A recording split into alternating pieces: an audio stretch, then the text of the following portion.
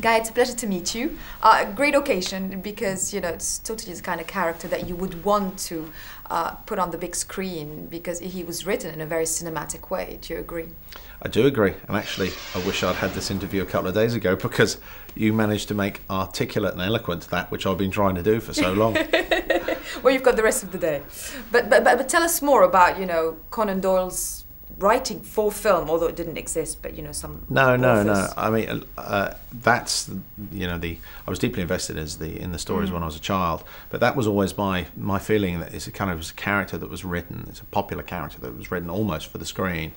You know, it has that kind of James Bond-esque breadth. You know, he's a martial artist, he's tremendously intellectual, and if you think about how it's paved the way for so many series on detection, then it'll give you some idea of the significance of it. So, as a character, so I suppose I was mostly attracted to the idea of the project by your articulation was really the main reason why I was attracted to it.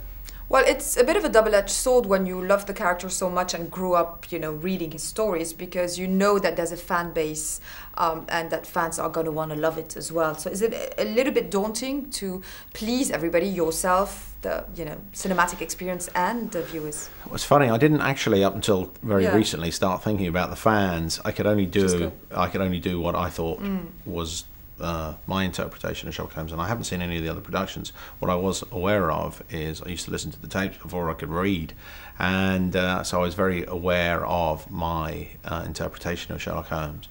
I obviously hope that the fans can enjoy that experience too, but it has to become at some point a kind of subjective experience, and it has to come through, you know, the eyes of a director at some point. So that's all we've ended up with. It's actually not fair to say it's just my interpretation. You know, it was a collective agreement between the creative community.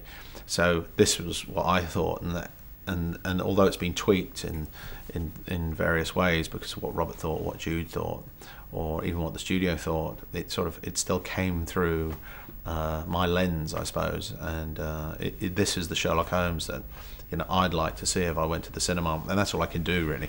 Well, I enjoyed the fact that, you know, you see the character and you feel like everybody's identified with him in a way, yourself and Robert Downey Jr. and the audience. It feels like it's a little bit of a collective feel of Sherlock Holmes in this one. Is that what you wanted to achieve? Yeah, well, actually, I'm not sure if I wanted to achieve it, but I think that's what actually took place.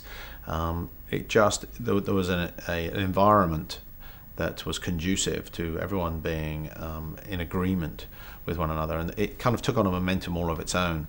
So.